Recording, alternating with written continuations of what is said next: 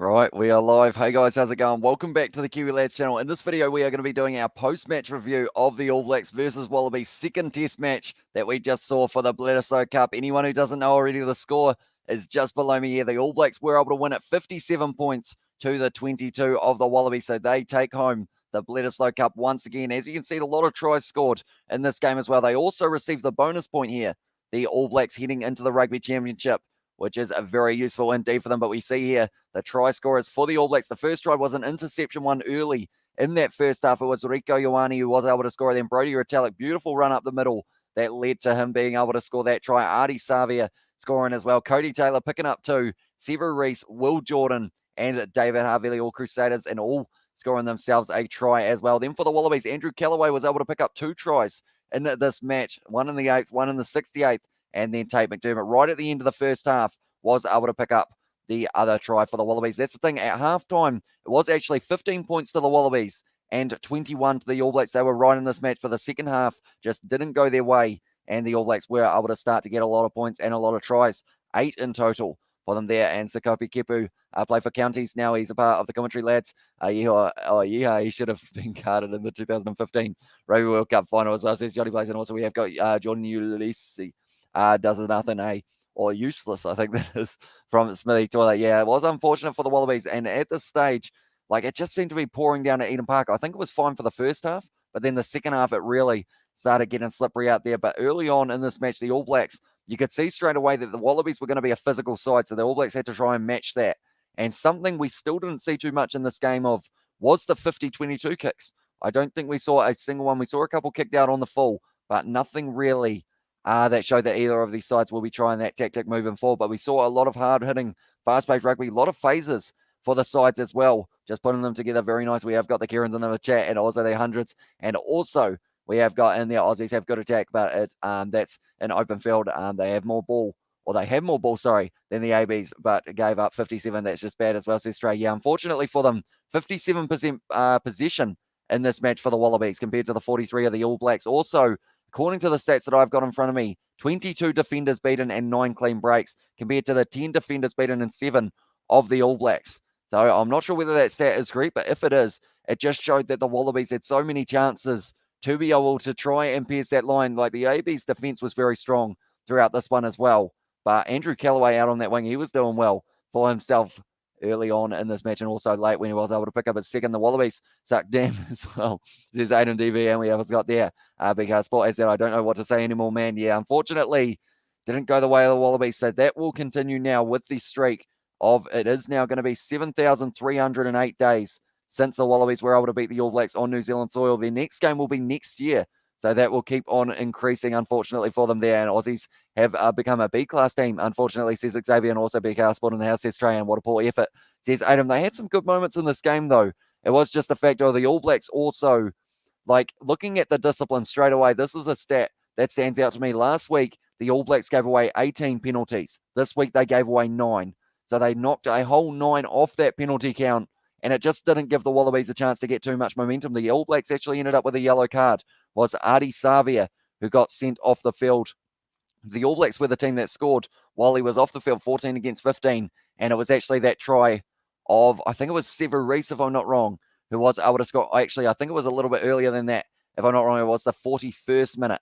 And we have got there, I just don't know what to say. We had a line out, 5 meters out with the yellow, down 6, proceed to not throw straight, give 2 penalties away, receive a kick, or receive the kick by Sami, runs to the sideline and try ABs. Yeah, it was just one of those ones. The backline of the Wallabies, the cutout pass seems to be something they're trying to use, but every time they tried it, it just kept on ending up with tries going the way of the All Blacks. I believe it was Cody Taylor's try, if I'm not wrong, while Ardie Savia was still off the field. I think it was early on in that second half, and we have got Aussie ran out of gas, says Mata. Yeah, the pace of New Zealand in this one, they played it at a lot faster pace than that first matchup as well. And the bench did pretty decently. Off that bench, the likes of Bowden Barrett, Geordie Barrett, and also TJ Perenara for the backs, they were actually working pretty well together. And I think that was one of those ones also, because they gave them a little bit more time to be able to kind of find their feet, rather than kind of thrown in at the last 10 minutes saying, try and do something here. It is pretty tough to do. And we have also got there in the chat, Mozzie as well, says honest opinion. And also, does Caleb Clark have a chance to make the All Blacks this year? Says Neville Singh. I believe with the Toronto Sevens only being around 30 days away, I don't know whether or not he will actually try and get back into contention. I'm not even sure if he's going to play for Auckland in the Bunnings NPC, but if he did, I mean, that left wing position, we had Severis out there for this game, and he still played pretty decently at times, Severis, but he had a lot of mistakes in that one as well. But that could be down to the handling errors, which I'm hoping I can find, but I don't actually think I've got a handling error stat, unfortunately, in front of me. I do have the defensive stat. The All Blacks able to make 138 tackles and miss 14. The Wallabies making 72 tackles, and they ended up missing 10 in the end of those ones as well. And we have got, by the way, what's your prediction for the Springboks versus the Pumas? I think it's going to be a close game between those two sides.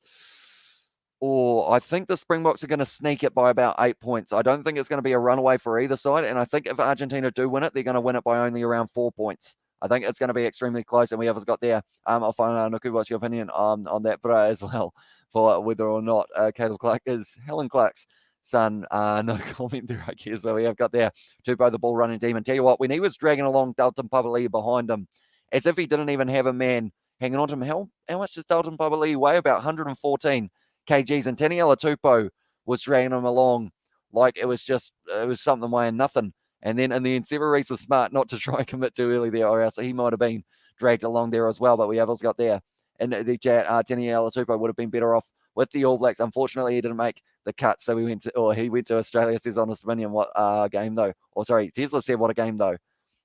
As well, yeah, it was a very good one to watch indeed. And it's one of those ones, even though the Wallabies did lose this one by, in the end, it was a decent sized margin.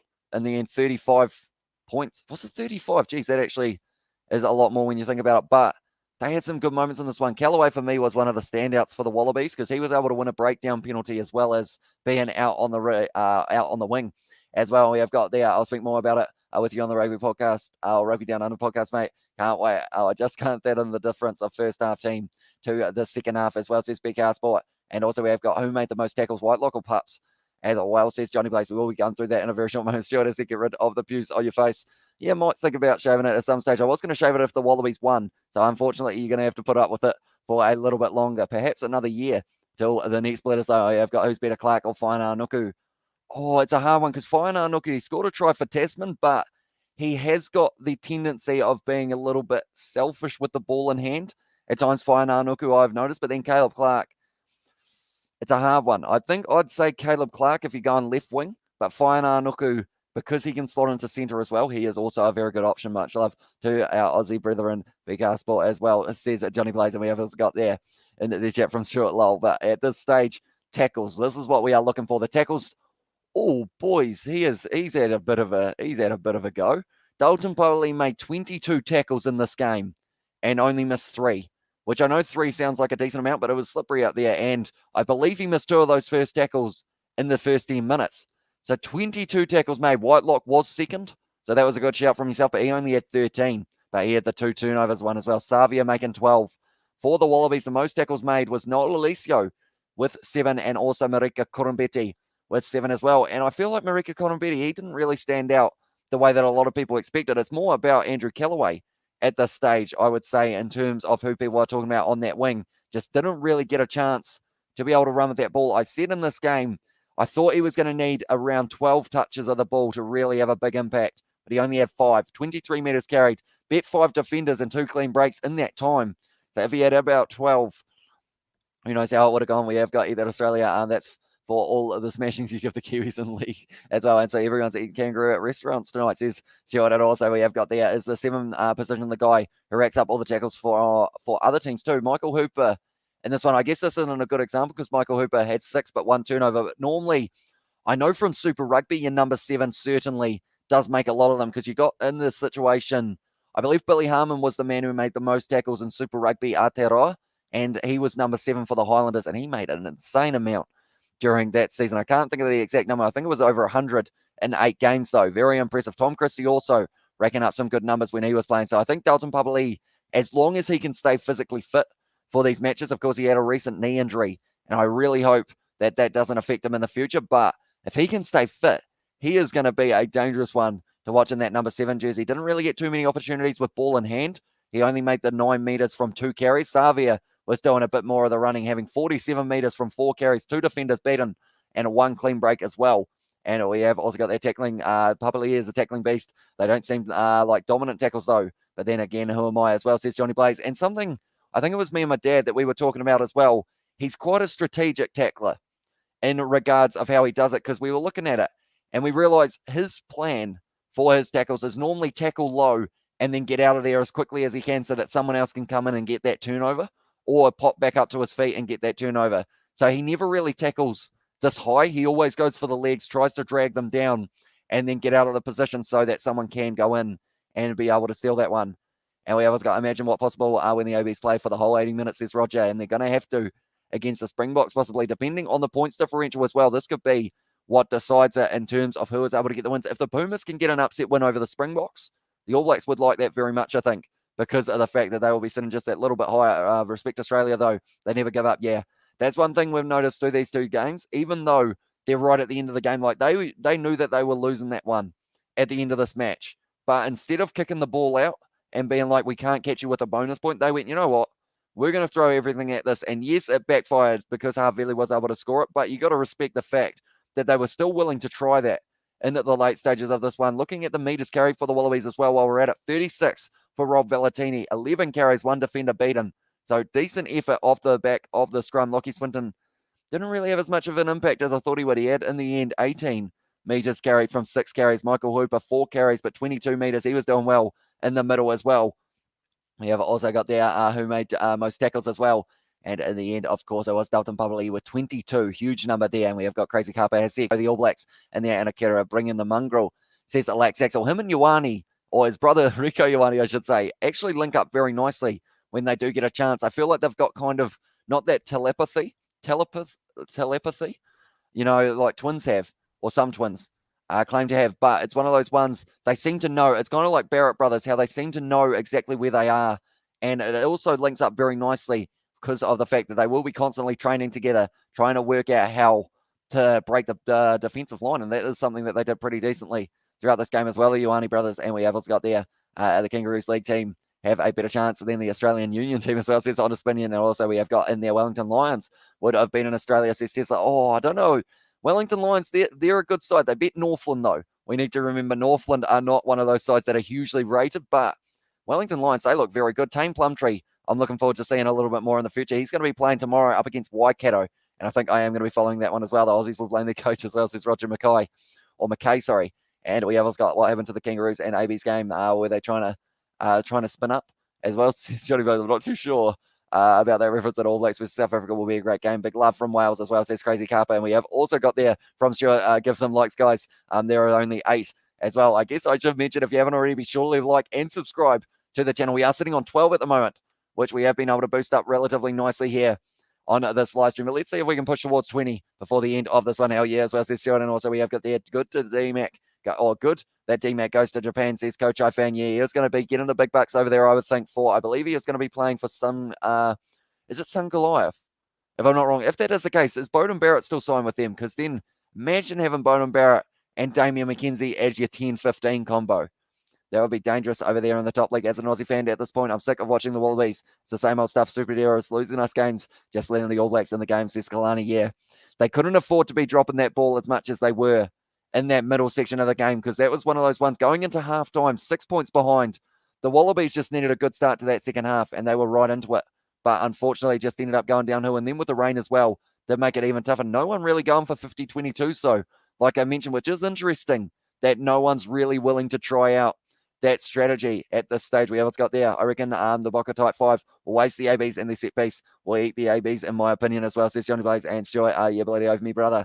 And smash the like button, lads and ladettes, says it was Johnny Blaze. And we have got there in the chat, hit the like button, everyone. Much appreciated. Sorry, and leave a subscription, says Katie. Yeah, if you haven't already, be sure to hit that like. You said it better than I did, because I absolutely butchered that right there. We have got people who think Bowden Barrett is better than Richie Mo'unga. And then it's got buffering there from Immortals. And D-Max says no, and also David has said, I reckon that Wallaby side would have beaten almost any other international side tonight.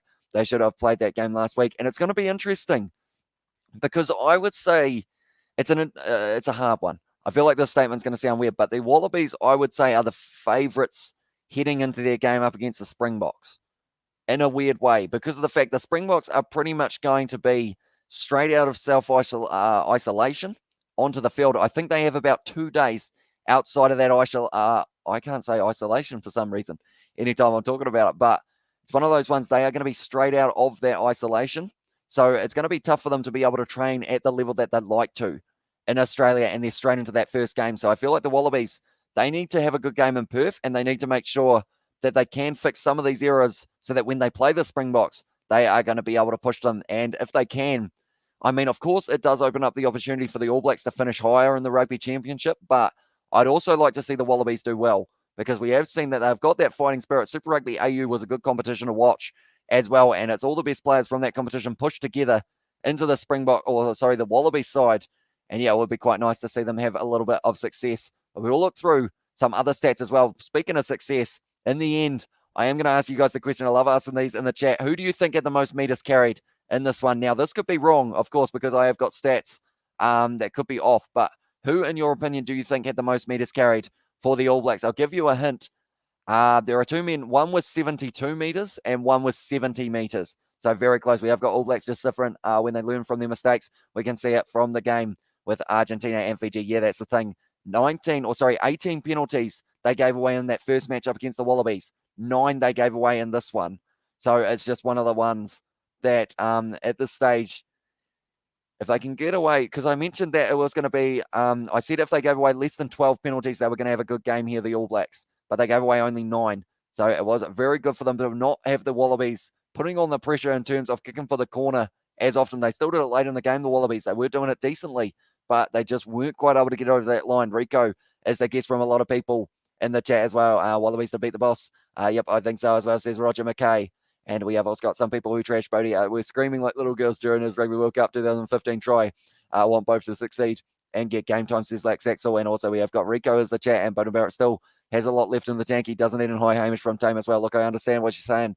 If we play like we played today, the Springboks will destroy us. Just stupid errors cost us the game. Yeah, they need to make sure that third game in Perth, they continue to improve.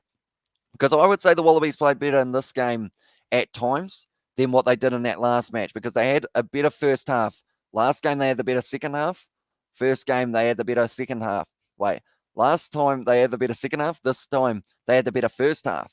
So it's one of those ones that they really need to make sure that they get this kind of full performance, the full 80 as well. It's jumped. We've got more likes. When do you breathe? You got to tune out.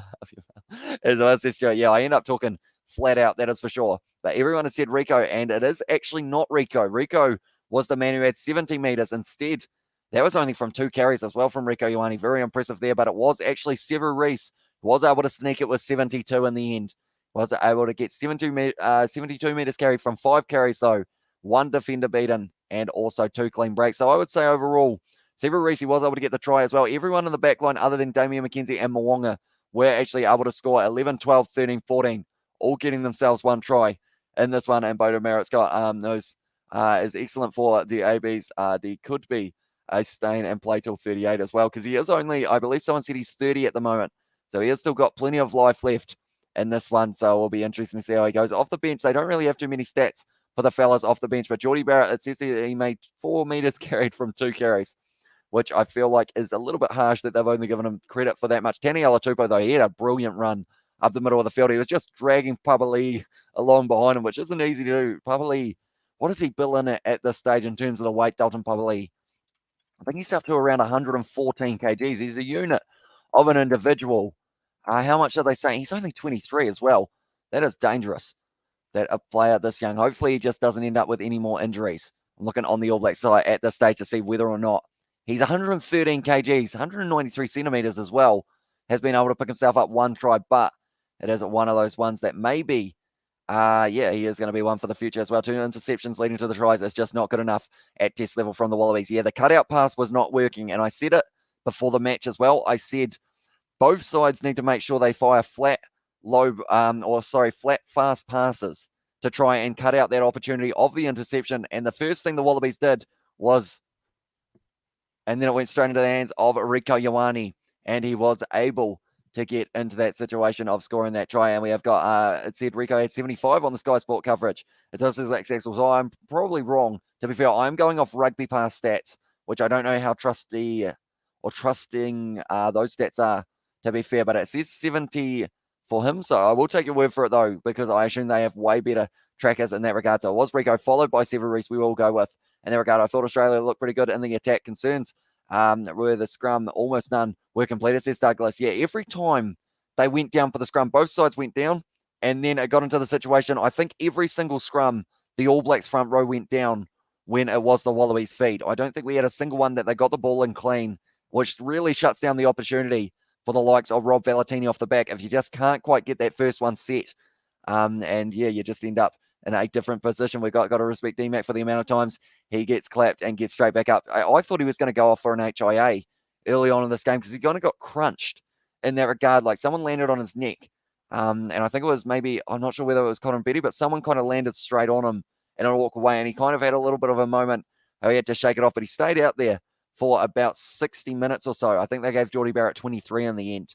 And we have got there, yeah, we always show glimpses of what we're made of, but like you said, we've never been able to do it for the full 80, which always leads to our downfall. Hopefully it can change, says Kalani. Yeah, I really want to see a good contest between the Springboks and the Wallabies because it's one of those ones that the Wallabies, they're close. You know, they're close to being able to put together a good performance.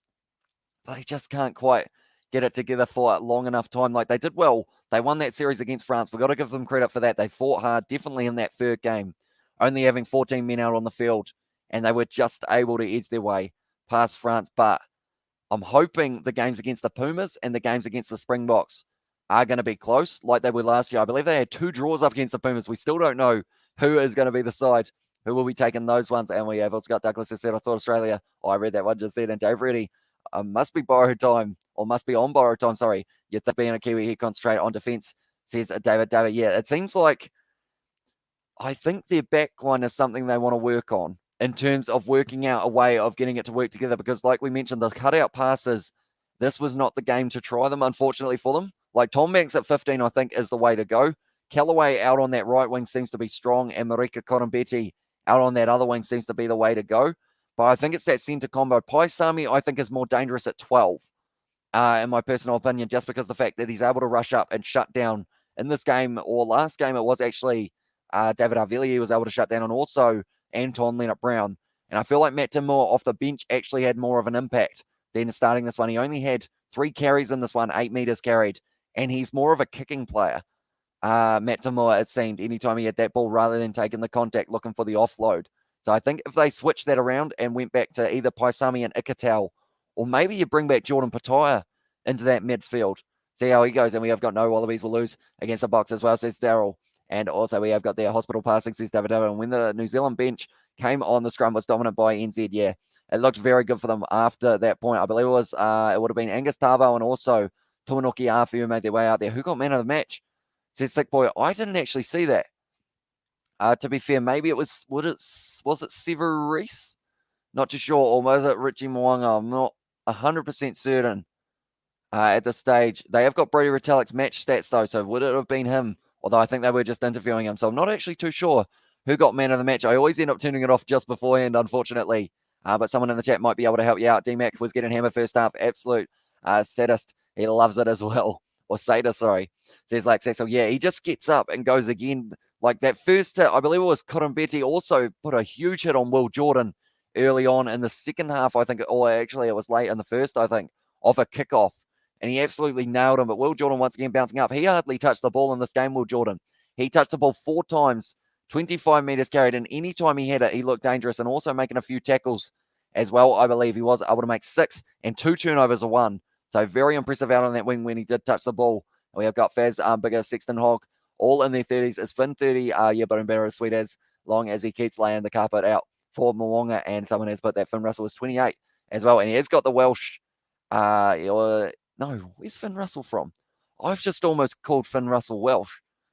That would have been a big mistake, that is for sure. We've also got the Eddie Jones. Should go back home to Aussie, or is he seen in good stead over there, says Johnny Blaze. And also Carl, the Lombax destroyer, Tongan Thors as well, says Lex Axel. And Wallabies can only beat New Zealand if it was an online game, says Sam. I mean, yeah, me and George, we were able to sneak that one. They had Quade Cooper at 10. I wonder if they'll do anything like that for the third match. Scottish says, like, well, yeah, I knew it as soon as I said it. It's because I saw your Welsh like flag. size or little rugby symbol, which I can actually put up on the screen. This one here, the Welsh Rugby Union. So I thought, oh, but then I quickly caught myself there, and I'm missing something about Russell was number 10 as well. Says Pete Stewart, and also we've got Tamua plays well off the bench, then plays badly, starting on loop as well, says Mark Morris. See, I think off the bench is his better position. But Jordan Patai, he was probably underutilized in that first game as well for the Wallabies because of the fact I think they would have liked to have his hands on the ball more than, I think he only touched the ball about once. But looking in this one at the penalties conceded as well, between the two sides, was actually Rieko Ioane giving away 2 penalties. That was the most of anyone in the All Blacks. But for the Wallabies, it actually only has 3 penalties against them, against certain players. So I guess I'm not sure where those other penalties were coming from. We have got thoughts on Bowden today. He looked good off the bench, Bowden Barrett, in that one. I think giving him just that little bit more time than the last 10 minutes was a good move by Ian Foster because of the fact it gives him just that little bit more time to get a bit of confidence. And him and Geordie Barrett and also Perenara were all linking up very nicely in that regard. So that might actually be the bench that they go with in the next game, unless they decide because they've won the Bledisloe, maybe you start Barrett, give him a crack there and have Mo'unga come off the bench, perhaps. And we have got Russell was wicked last weekend. I found out I have Scottish in me, bruv. Should I be happy or sad, says Johnny Blaze. I mean, I found out as well, Americans don't really know my name in terms of Hamish, but it is actually a Scottish name. So I guess I've got a little bit of Scottish in my name. I'm not sure about the heritage side of it. And we have got Happy Lowell. I found out I am 32% Scottish too, as well, says Katie. Yeah, I guess it's one of those ones. Maybe one day I'll do like an ancestry or like that one that tells you all the countries you're from. But I believe they are very expensive to be able to do so, if I'm not wrong. But yeah, Perenara off the bench, I think actually looked pretty decent as well. Because I know a lot of people, when he came in for Finley Christie, they weren't too happy. But it is that situation of he's done decently. Perenara there. Predictions for South Africa versus Argentina. I think South Africa are going to sneak it. I think it's going to be either South Africa by 8 or Argentina by 4. But there is a chance that either side, more than likely, if there was a side to run away with it, I think it would be South Africa. But that Argentine side, I haven't actually got them on the screen here for myself, but I'm going to pull them up because they are actually looking pretty solid. Like I know the Springboks, they have got some good players, of course. But looking at Argentina in that game, they have got the likes of, that fullback. They've got Guido Piri, Crema, Matera, also Facundo Isa, Rodrigo Bruni. Those are all very talented players. Then you've got Nicolas Sanchez, Geronimo De La Fuente, Choco Barres, also Batista Delgui, and Matias Moroni with Carreras closing out their backline. So it's pretty decent for them in this match, Argentina. Whereas for South Africa, they've got still a very strong side. They've got Elton Yankees, also Stain, Jesse Creel, Apelele Fassi, I'm looking forward to seeing. Also Nkosi out on the other wing, and Damian Valenza at number 15. The RGs are unpredictable, which is scary, says the U. So yeah, they had a close game with Wales, but then that next game, they just ran away with it. And it's one of those ones that if they can keep that up, Argentina play a bit of that game because they're on a similar time zone to, are they on a similar time zone to South Africa? I think they are, so it won't be too bad in that regard. So could be a good game of rugby, but we do see here for the set plays, I believe it is, that we were looking at. Oh no, it only has line out, so unfortunately, but we have got how many points did the All Blacks score off broken play versus set play as well, says Dan Piper. That's a good question, and that's a little bit above my pay grade, unfortunately. I've only got the basic stats in front of me, but I'm sure there would be stats out there somewhere that we will be able to see. I'm probably going to end up rewatching this game and the first game about 5 times before we get to that second one. Try and see any little pickups that I can find the Scottish Legendary Drinkers. So you're 32% savage as well, says Thick Boy. And also Aussies will blame everyone else except themselves till Law's private school system. Aussies, you need to earn your right to play wide. Convicts pathetic. Can't wait for New Zealand versus proper rugby as well, says Marlon. That was brutal in the chat there from Marlon. I mean, they did decent. The Wallabies, yes, they lost by 35 points, but they had their moments. And it's just those cutout passes. If they can cut out those cutout passes, pardon the pun, and also it's one of those ones, if you can get that right, the back line, find the right combination, the forwards, Hooper, Swinton, and also Valentini, I think is the way forward for that loose forward trio for them. I think you need that physicality of Lockie Swinton to be there, and Valentini off the back of a scrum was looking good as well. But then Harry Wilson off the bench, also very dangerous player to add in there. My issue is I'm not conflicted. We've got the game plan to beat South Africa. As I said, Stan, yeah, that is a good point. South Africa, very structured side when it comes to just being able to put, they've put quite a few defensive, like they're very good in their defense, South Africa, like only letting the British and Irish Lions score, I believe it was twice in 3 games. Could be wrong there. I think it was only twice, if I'm not wrong. So that is very impressive defence, and we're going to have to find a way of breaking through that defence as a New Zealand supporter, or else the Springboks may just be able to go over. But I know that people were saying that the Springboks are going to absolutely dominate up against New Zealand, but I don't think that will be the case. I think it is going to be a close game if it does go the way of the Springboks, or if it goes the way of New Zealand, because of course it's going to be played in Australia, which will be more in the conditions for New Zealand and Australia. I'm for 120% Savage, as well says Johnny Blaze, and also we've got 20% Irish too, as well says Katie Dixon, and also you got Irish and Scottish in there. That's almost 50%, if I'm not wrong. Where is the other 50? Is it American, or is it somewhere else? And we have got there. I can't wait for the clash between All Blacks take on South Africa. Whoever wins can claim to be the number one, says Craig. Yeah, those two matches, definitely the first being the 100th match between those two sides. That is definitely going to be suit weather for that one. Can't wait for the Springboks as well, says Nolan. Yeah, it's going to be an awesome game. And hopefully, it's supposed to be played at Forsyth Bar in Dunedin, but by the sounds of it, it could be played in Australia instead, because of the fact that our borders at this stage are closed. That's the thing. South Africa, in that first game up against the Wallabies, they're going to have to pretty much go straight out of their 14-day quarantine onto the rugby field. I believe, if I'm not wrong, I'm going to get some stats up. I absolutely love finding stats, and I think you guys have kind of worked that out because of the fact that I'm frantically typing throughout these ones as well. I'm going to see when they play the Springboks, because I believe, if I'm not wrong, they have hardly any time. The 12th of September. So pretty much 12th of September, 5 p.m. game. That's an interesting time to have a game of rugby. We'll take it. That's going to be 7 a.m. in South Africa, early start over there. So pretty much 12th of September. So the last game that the Springboks will be playing will be on the 21st of September-ish, because it will be Sunday here in New Zealand, and that's going to be playing up against Argentina. Then if they got on a plane, they've got around 9 days, and then, okay, so they're going to have around a week of being able to train over in Australia, which isn't a lot of time at all for them to be able to do so. But yeah, we will have to wait and see whether or not they will be able to win that one. We others got there. Looking forward to seeing Brodie step Colby as well. Brodie played well in this game. Brodie Retallick was able to score that try. It was a very nicely set up one by, I believe it was originally, or who was it? It was Aaron Smith was on the inside, but it was a skip pass, or was going to be a skip pass, but instead they decided to pass it to Retallick. I feel like that man needs credit, whoever was able to do that one, because it was a very nice set-up try. It wasn't Retallick. He was the one who got the ball. It wasn't Aaron Smith. Who was the one who set up that try for Retallick? Was it Savia? Or was it maybe Akira Ioane? It was someone who was breaking through there, but I can't quite think of it. We have, it's got Baru. I forgot about the game, but well, it's just news. Yeah, it was an intense game of rugby between these two sides. There wasn't a lot of push and shove. There was a lot of push and shove in the early game of the Bunnings NPC. They are just showing Retallick's highlights now. I have been able to go back and find it, and it has been said that it was Akira Ioane. And this one says Immortals. I believe you would be right in that regard. He was able to break the line, but he made a lot of tackles. Yeah, Akira Ioane went to Damian McKenzie, little flick over, and then Brodie Retallick just pinned the ears back. Was able to score between the sticks. He's always smiling when he's scoring as well. D-Mac is 100% for Colby, and the speed of Richie, says Nolan. And also we have got Aotearoa All Blacks or New Zealand All Blacks. Which one do you prefer? As well, says Passing Wind. I don't think I really call them kind of either of those ones. I normally just call them the All Blacks, but I have been known to call them New Zealand. Like if I'm not calling them by the All Blacks, I say New Zealand and Australia, but I haven't really called them the Aotearoa All Blacks. But I know we've got Super Rugby Aotearoa now. So I guess that is pretty awesome in that regard. We have got 41% English, 32% Scottish, 20% Irish, 5% Germanic Europe, and 2% Norway/Iceland as well. So it is a bit of a mixed bag, I guess you could say, in that regard, of all the different places we have got there. If we can make it a fast game, we'll be fine against South Africa as suspect.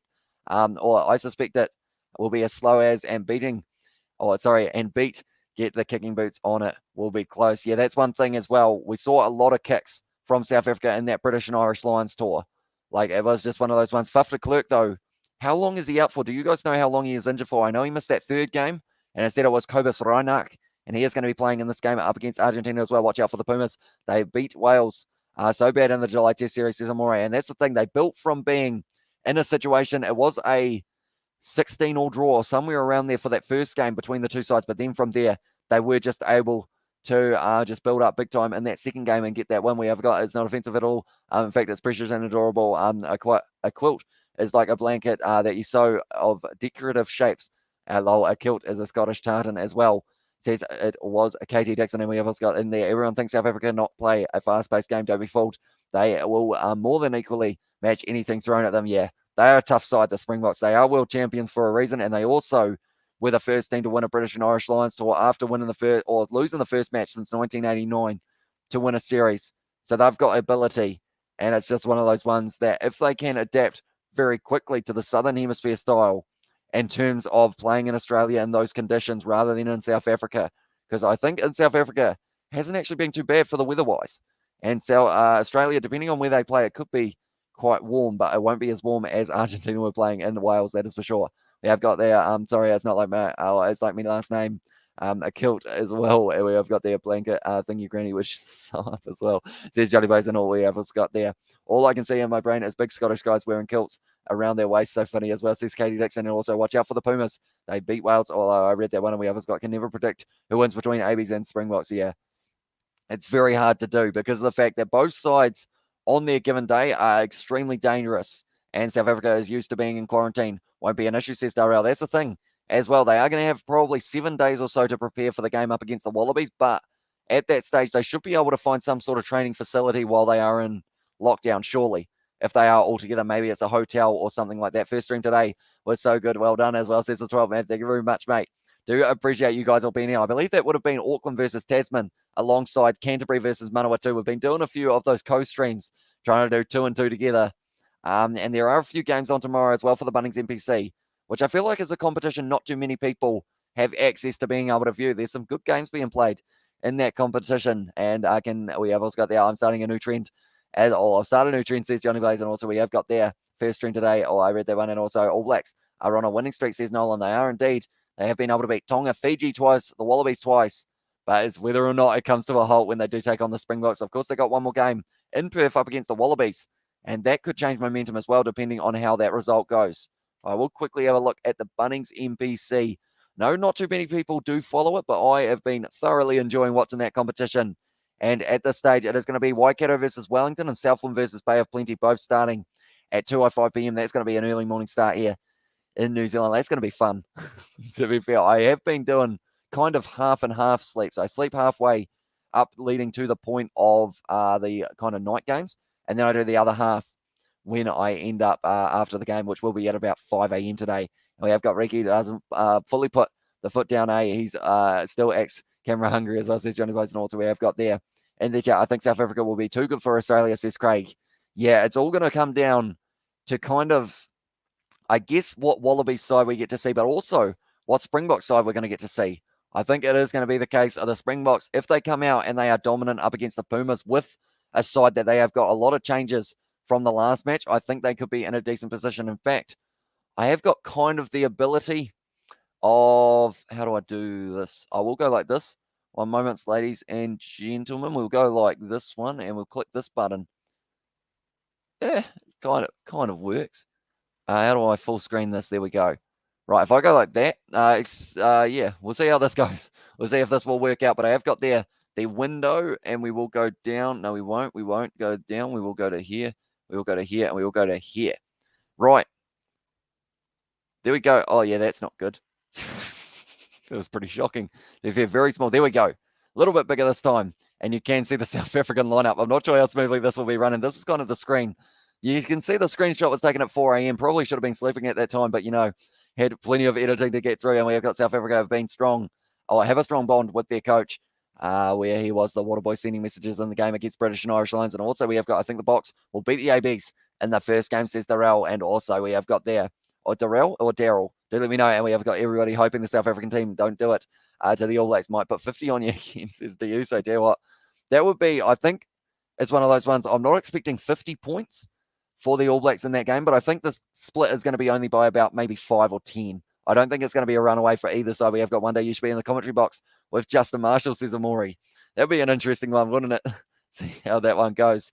But yeah, I've got to get some rugby under my belt, I think, so that they do start to notice me, because I know all of the guys like Israel Dag, Muls Muliaina, all these guys have been playing rugby for a long time. Kieran Reid's getting in there now as well. So I need to find some test caps so that people will start to think about hiring us. We've got 100 tests as well in the chat from Johnny Blaze. It's going to be an awesome game. That was a weird way of saying awesome. And also I've got Jordan 6 games, 10 tries every game he's played. He has scored, says Nolan. Incredible strike rate for that man. He is certainly one for the future for the ABs. I just realized my percentage is 69% as well, which I feel like someone would have already noticed. Maybe Johnny Blaze in the chat. And Bok forwards, well, monster ABs. But in the Lucies, though ABs will, but in the Lucies, the ABs will muscle them, in my opinion. That's only because Peter Steftoy and Vermeulen 2019 isn't there as well, says Johnny Blaze. And also we have got Wallabies. Might go fetch Jake White to save them. Rennie, not the Messiah. And I have got Ian Foster down on a stick. I feel like I've had that lineup up for long enough for you guys to be able to see exactly who the Springboks are going to have. We got this man coaching us. I feel like he smiled today, which is something we don't see very often at all. Like, you can't really turn his frown upside down there, unfortunately. But we have got not in bot or not bottom as well, says Johnny Blaze. And nonetheless, I think we are almost at the end of this live stream, the post-match review. We've been going for 40 minutes. Hope you guys have been enjoying. If you are new to the channel, be sure to hit that subscribe button. We are going to be back later on tonight in a big matchup, and that is going to be the game between the Springboks and the Pumas. It is going to be taking place in South Africa, which means it is going to be a 3 a.m. start here in New Zealand. Going to be nice and early, but I am going to be well and truly ready for it, and I hope you guys are going to be as well. But nonetheless, thank you all very much for tuning in. Anyone who is wondering who scored all the tries in this matchup, there were plenty of them for the All Blacks. And the first try was Rico Ioane in the 4th minute off an intercept. Brody Retallick able to score the next try. Artie Savia, Cody Taylor was able to pick up 2 for that one. Sever Reese also scoring. Will Jordan, this man just scores tries every time he plays. David Arvili scoring in the final moments of the game in the 83rd as well. For the Wallabies, 2 tries for Andrew Callaway, and then the other one was scored in the end by Tate McDermott right on the halfway line. I said Tate McDermott, but it is McDermott, of course, and we have got South Africa on a winning streak. Vermeulen will be there as well, says Daryl. It will be pretty awesome to see him play as our shot Uso, says the Uso and Chua as well. Thank you all thank you for all you do for us, Hamish, says Katie Dixon. No worries at all. I absolutely love doing these live streams for you guys, and we are going to be back a little bit later on. I'm not sure what time zone a few of you guys are in. I think we've got a few South Africans, so you guys will have a nice, comfortable start to the game at 5 p.m. or so. It will be South African time, but of course, around the world, we are going to be starting at 3 a.m. here in New Zealand. Going to be nice and early. We have got, if Bauer and Nepo starts, ABs, if in the scrum, need Offa and Carl for that 100 as well, says Alex Axel. Yeah, I think if Offa Tuangafasi is back, I think he is more of that starting 3 than Nepo Lalala. Unfortunately, just doesn't quite go right for that man. Off the bench, he is strong, though, Nepo Lalala. But yeah, just at the start, just not quite working. Joe Moody might be back by then as well, depending on how it goes. And we have got there, and but he will be back, or will he be back at his best? Injuries take UOA and age, like Reed as well, says Johnny Blaze. And also we have got there, ABs will suffer in the scrum against the Box, says Darrell. And also we have got nice one, people catches later. And True maybe to Groot steps up, says Lex. And also we have got nice one, brother. Too much, Hamish. Your legend, you're going to go far as well. To Groot Funk Oath. Get him in the ASAP. He needs to compete versus it is going to be Kitsoff, Marks, and Malharba as well. And that's going to be exciting. 3 a.m. kickoff, says Johnny Blaze. It is indeed middle of the night game here in New Zealand. Once again, we're getting a few of those ones in the middle of the night here in New Zealand. I will quickly make sure that it is 3 o'clock, that it is going to be kicking off. I'm not sure how much build-up we will do to that game. It might be more or less we just start a few moments before 3:05 p.m. or 3:05 a.m. Sorry, is going to be when it is kicking off. And we have got kickoff cards win at 3 a.m. bro. 3:05 will be when this one is taken back, or is taking place. And Hamish Scucks as well, says Isaac. But nonetheless, thank you all very much for tuning in. I do appreciate every single one of you being here. If you're new to the channel, be sure that always mess up that line. Unfortunately, it seems just can't quite get it out the way that I'd like to. But yeah, if you're new, be sure to hit that subscribe button. Also, be sure if you want those access to those channel emojis, be sure to hit that member button. I believe it is a join, if I'm not wrong. We have got Bockies all day from Isaac as well. Yeah, nonetheless, thank you all very much for tuning in. And I will see you all at around maybe 2:45 a.m. New Zealand time for the next match that has taken place between the Box and the Pumas as well.